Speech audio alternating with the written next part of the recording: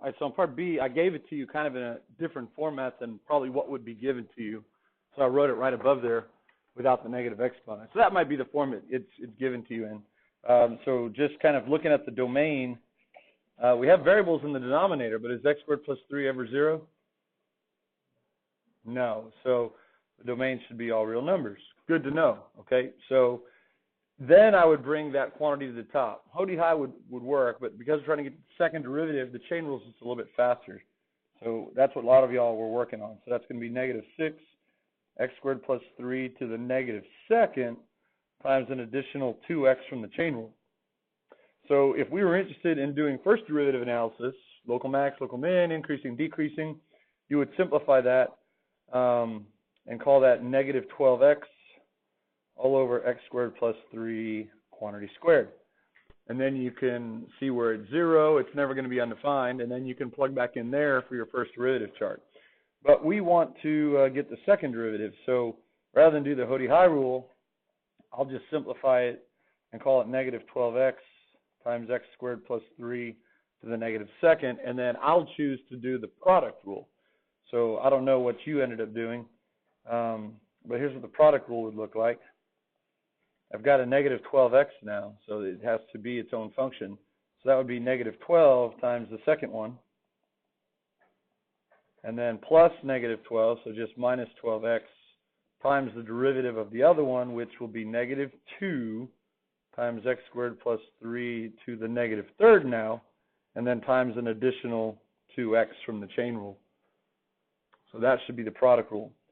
And there's a couple of ways to clean that up. We've talked about least powers, so you could do that. I'm going to do it a different way because some people really don't like least powers. So the other way to do it is just to get rid of the negative exponents. That first term would be negative 12 over x squared plus 3 squared. And this next term, there's a lot to combine here. You got some numbers, so that's going to be 48, positive 48. And then you're going to have an x times x, which is x squared, all over x squared plus 3 cubed. All right, so there's a nice cleaned up second derivative, but it's not the version we want. We want to get it as a single term because we have fractions. So if you don't factor out least powers, it comes down to getting that common denominator. So we just need to multiply this one by an additional x squared plus 3 over itself to give us one more factor that we need. And so that would end up looking like this. If you went ahead and distributed that, you'd have a negative 12x squared, which you could then combine with the 48x squared in the next term because they're going to be in the same numerator. So 48 minus 12, that gives you 36x squared. And then you're going to have minus 12 times 3, which is minus 36, all over x squared plus 3 cubed now. All right, so that is a good-looking version of the second derivative, but we could do even better to expedite the process. If we factor out a 36, now we're left with x squared minus 1, which is a difference of squares, so x minus 1, x plus 1, and then all over x squared plus 3 cubed. So this would be what I would call your full-fledged factored version of f double prime. And that's the one that you can now use to find PIVs and plug back into for signs for your number line chart. So if you did the Hody high rule, you should arrive at pretty much the same thing. It might just have a different look to it. Questions on how I got there? Again, you could have factored out least powers as well. Okay, so we're going to consider it being undefined, but it's never undefined because, again, x squared plus 3 is never 0. So really all I need to do is set it equal to 0 there instead of rewriting it, and that's going to earn a check. And then I can just say that's going to be at x equals plus or minus 1. Oops. At x equals plus or minus 1.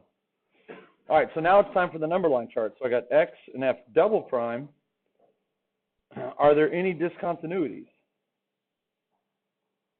Well, no, we looked at that in the beginning. The function f had a domain of all real numbers. So those are the only two values to test between. Those are what we would call our PIVs, remember? Possible inflection values. So negative 2, 0, 2. Those work great. And again, do we need to even bother plugging it into the denominator for the sign? X squared plus 3 is always positive. We don't need to plug it into 36. So it's really the sign of x minus 1, x plus 1. So if you plug in a negative 2, you get a negative times negative is positive. If you plug in a 0, you get a negative times positive is negative. And if you plug in a positive 2, you get positive, positive is positive. So there's your second derivative number line chart. And from there, you can get all the information you need. Let's do inflection points first. So that would be something like this. X has inflection values. The values are the x values. The points are really the ordered pair. X has inflection values at, you could say x equals negative 2 and x equals positive 2. You can put them both in there. But then the reasoning would be kind of different. I'm running out of room here. Let me shrink this down. Nope, that didn't work. Yeah, there you go. Some people were doing this on the quiz when I was grading them or putting them in the grade book last week. What did I do? Easy to do. Yeah, I used my test values because I used a darker ink. That's why I told you when you write them up there to write them kind of tall and proud, maybe even circle them, because I just made that mistake, which is real easy to do. So it's at x equals negative 1 and x equals positive 1. And then the reason would be since f double prime changes from negative to positive at x equals negative 1 and from, I'll say at x equals 1 and from positive to negative at x equals negative 1. So I flipped it around. But notice how I did that. Because they both change signs in a different manner, I have to give a different justification for each one. And again, we don't make a distinction between local max, local min. They're both just inflection values. But we have to say why. So that takes care of that. And then, of course, you could then say, I'll squeeze it in here, f is ... cc up on the intervals now where we have positive signs, which would be from negative infinity to negative 1, union 1 to infinity, and cc down on the interval from negative 1 to 1. Yep, something like that. Okay, before we depart from this one, because there's a bunch of good algebra here, let's come back up to the first derivative. Are there any critical values? Does f have any critical values? Yeah, if we set this equal to 0, because it's never undefined, that's when the numerator is 0, right? That's when negative 12x is going to equal 0. We got x equals 0 is the critical value. So if we wanted to know if that was a local max or min or neither, we would set up our little number line chart for f prime. So it's worth probably reviewing that. There's no discontinuity, so negative 1 and 1 would work. Even though they're inflection values, we can use those. And we plug it back into here. And notice it's just the opposite sign of whatever x is. So it's positive to negative. And then we would say f has a what at x equals 0? A local max at x equals 0, since f prime changes from positive to negative at x equals 0. So you can actually sketch this dude, believe it or not. Let's see if we can throw that together. What would be the y-intercept of this function? That's probably the easiest point to pick up. What's the y-intercept? What's f of 0? Should be 2, right? 6 divided by 3. So that's going to be up here. And so that ends up being a local max. We already found that out. Does this function have any symmetry? Even, odd, or neither? Looks like it's even, right? If you replace x with negative x, you get the exact same output. So it should have y-axis symmetry. What's the end behavior? That's another thing we can get free, right? What's the limit as x goes to infinity? It goes to 0, right? So there's a horizontal asymptote. And the graph's going to look something like this. And then it's going to do that. And then it's going to come down symmetrically and do that. So somewhere, we don't know exactly where, it goes from concave up like a cup the concave down like a frown. Okay, it's concave down like a frown in between here, and then it's concave up like a cup to the left, and then to the right. Well, we know exactly where those values are now, don't we? It was at 1 and -1. Okay, so you can maybe look at a graph and figure out the x location of the local max or local min, because it physically stands out. But if you're just looking at the graph of f, there's no way to tell exactly where the inflection value is. You can get maybe a vicinity, but there's no way to pinpoint it unless you actually do the math. Now, if you've had statistics, and some of y'all have, and y'all love it so much, this looks a lot like the standard normal curve.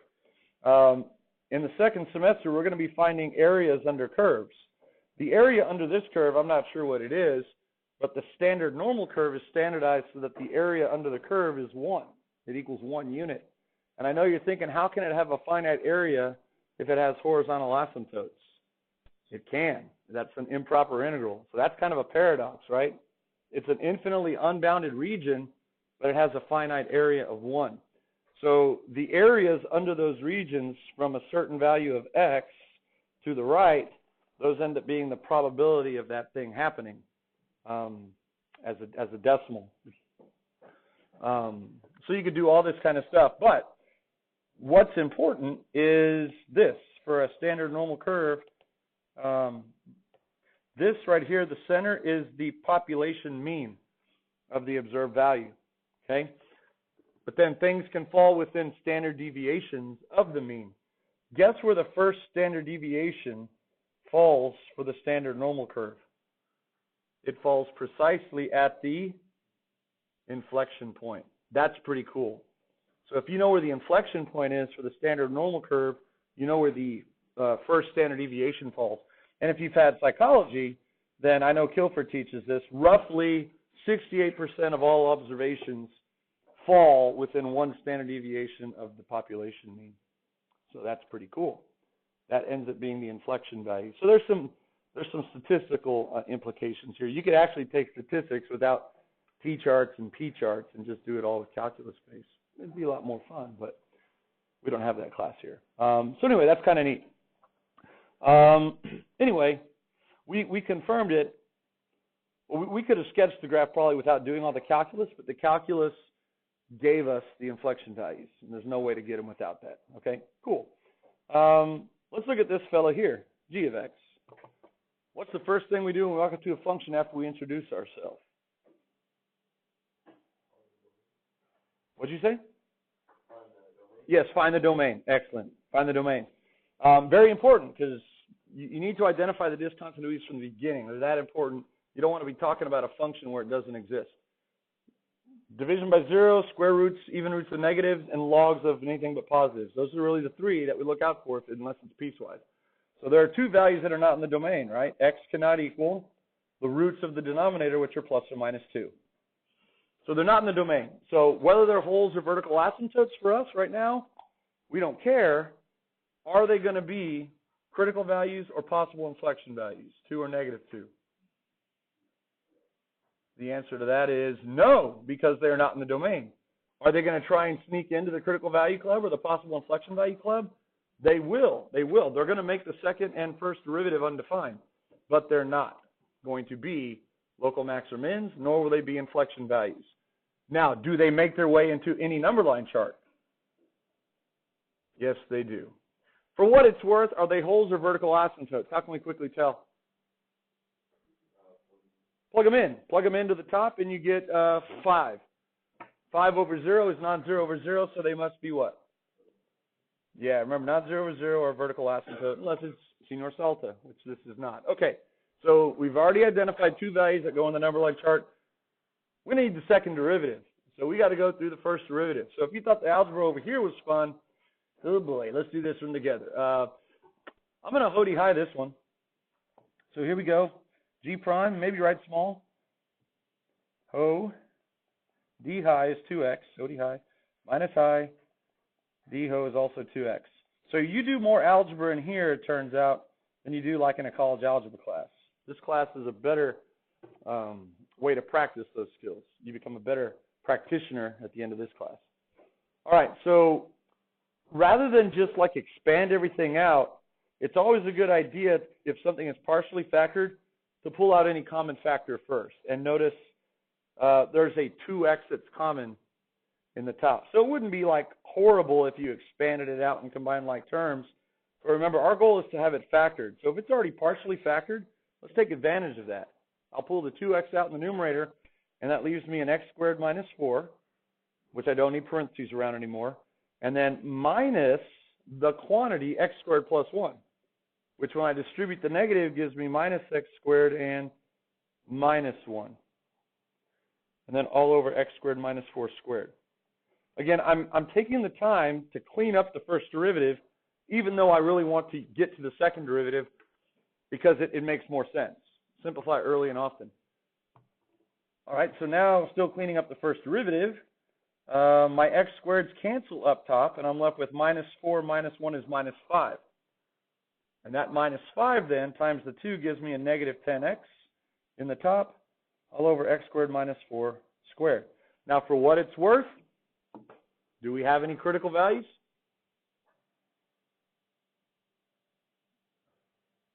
Where's g prime undefined? Well, at 2 and negative 2, but they're not going to be critical values. Where is it equal to 0?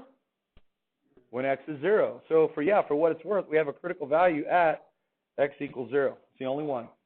But we're on our way to the second derivative, so we're like, see ya, bye-bye. We're not interested in that information right now necessarily. So now we need to go to the second derivative. And now you have to decide, do you want to just use the Hody-High rule again, or do you want to bring that dude to the top and use the product rule? If you want to do the Hody-High rule, raise your hand. 1. Yeah. So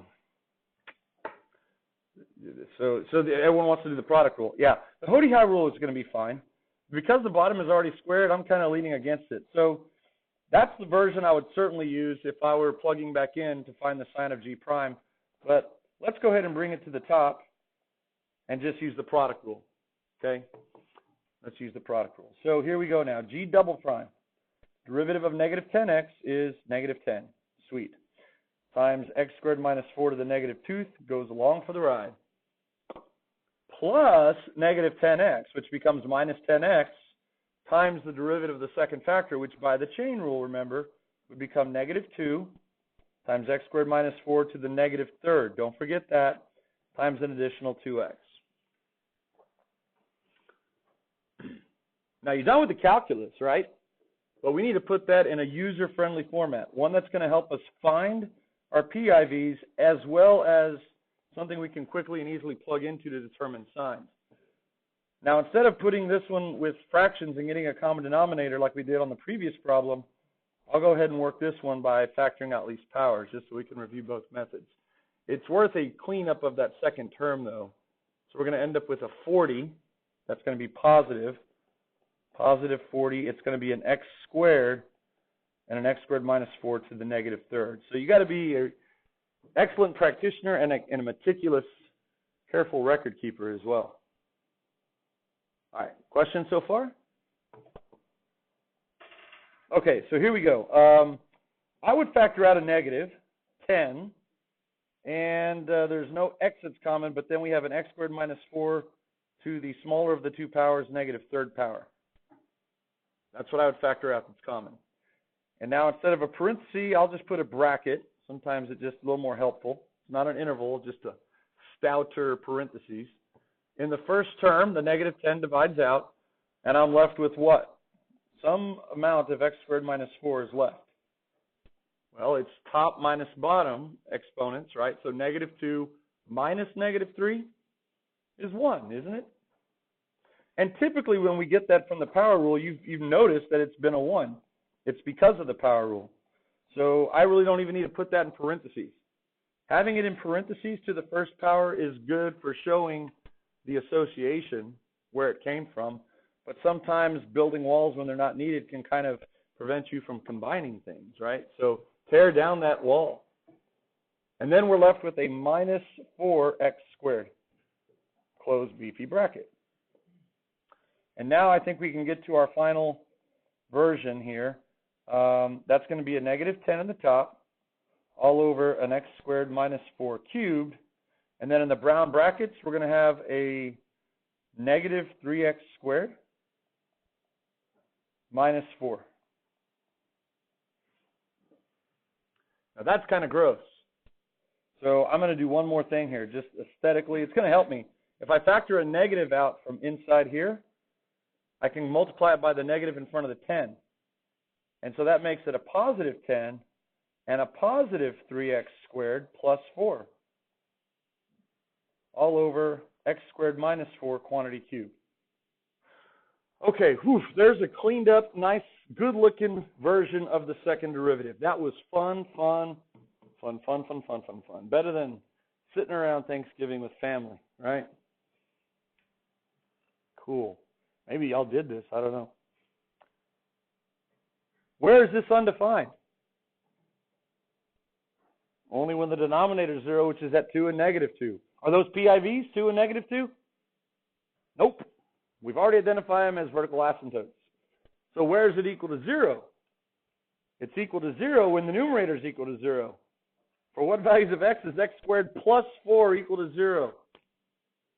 Never. Oh, right? No. So do we have any PIVs? No PIVs. So do we have any inflection values? No. So we call them PIVs because they're possible potential inflection values. And so if there are no PIVs, there's no inflection values. Now, does that mean that the graph of G does not change concavity ever? No, because where else can it change its concavity? At discontinuity. So it's not a total loss. We still need to set up a number line chart. No. So let's do that right here. We got X and then G prime, double prime, sorry. And we put our discontinuities, which remember way back up here were 2 and negative 2. And remember when you put them in your number line chart, put them as dotted lines to help remind you that they are discontinuities. Even if they were holes, you would want to put them as vertical lines, dotted lines. Okay, so pick some test values like negative 3, 0, and 3. I don't have to worry about plugging into the numerator. The numerator is always positive. All I got to do is plug it into x squared minus 4. When you cube it, it preserves the sign. So plug in a negative 3 and you get 9 minus 4 is positive 5, so that's positive. Plug in a 0, you get a negative number. Negative cubed is negative. You plug in a 3, you get a positive. So notice, even though the concavity changes, there's no inflection value at negative 2 and 2. You could just say G is ... CC up on the interval from negative infinity to negative 2, union 2 to infinity, and then finishing it up here, CC down like frown from negative 2 to 2. Okay? There we go. So it did seem kind of anticlimactic to get all the way down to a nice version of the second derivative and then not have any PIVs. But it's not, because now we know there are no inflection values, and we could still use it to determine intervals of concavity. Okay, yeah, that was not a lot of progress through the notes, but we did a lot of work today. Yeah. Sure, yeah, email me something. All right, have a great day. We'll probably no quiz tomorrow. We'll wait till Wednesday.